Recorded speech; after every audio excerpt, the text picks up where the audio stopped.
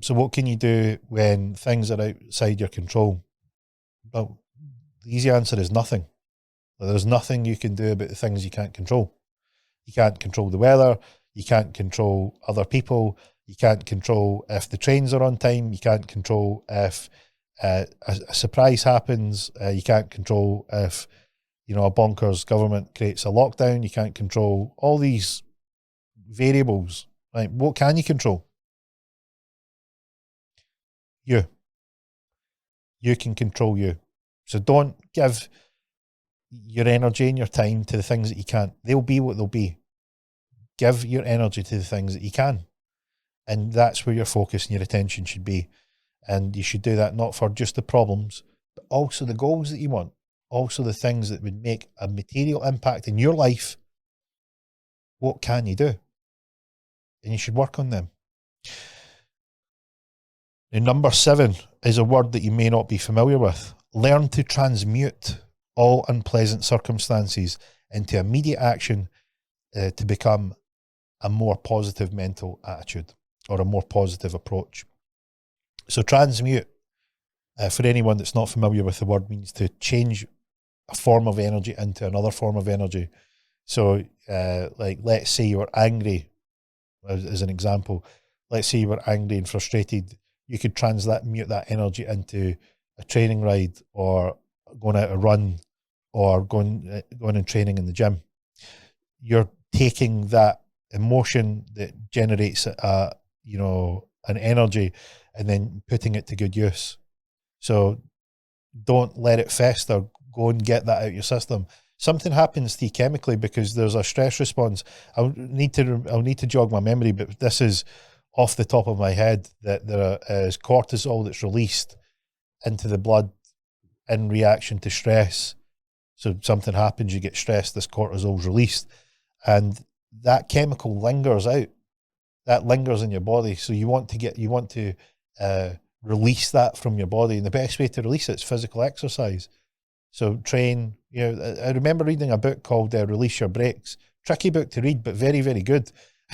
there was a piece in there that said, there was a part in there that says you had to get a pillow and you had to hit it as hard as you could 15 times and then say, how did you feel?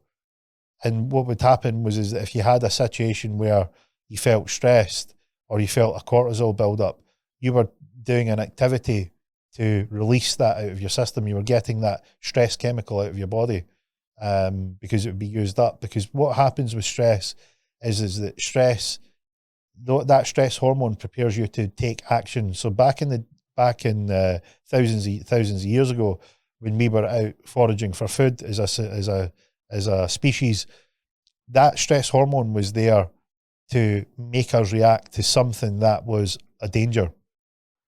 So that primed our body to take action.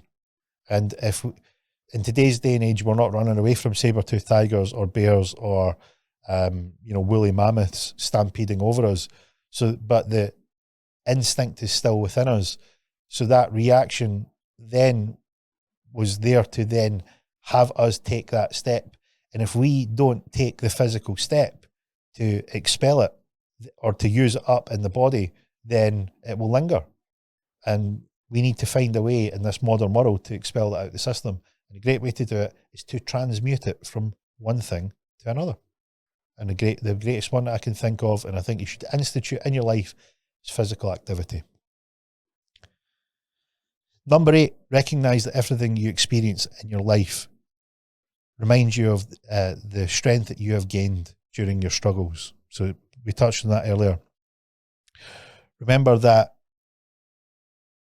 in difficulty and in discomfort is where growth is. So seek discomfort. Another great YouTube series, that's actually their logo video channel, is called the Yes Theory. Some of the material can be a bit cheesy, but I think the guys do a great job. They go around seeking discomfort, and the idea is that they put themselves in situations where they're testing their limits, and their strapline is seek discomfort. And I think that's a really, really good strapline. I think that's something that we should all do. We should all do something that challenges us every day, and it doesn't need to be big. It can be small. but test yourself, because that's where your strength comes from. Look upon your life as a continued process of education. Always be alert to gains of wisdom. So the number one thing that I would say that people don't do in their adult life is continue to learn. I have perpetually learned my entire life.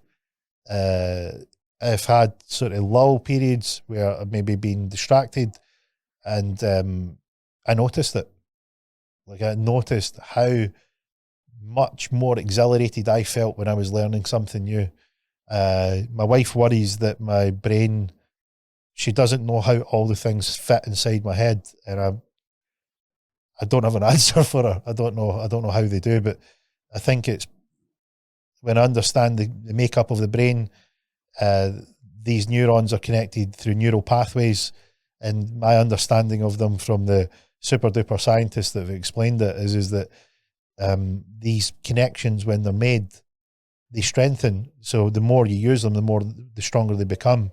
And I like analogies. So the way that I explain it to people who maybe don't understand neurons and neural pathways is, do you remember if you ever walked through the woods when you were young and you walked through a trail, and the more that trail was walked on, the more defined that path would become? Well, that's like the neurons in your brain. So continually using your brain and continually learning is going to strengthen those neurons, and the more connections that you can make, you're going to use this supercomputer that exists between your ears. So make sure that you're finding something to learn about.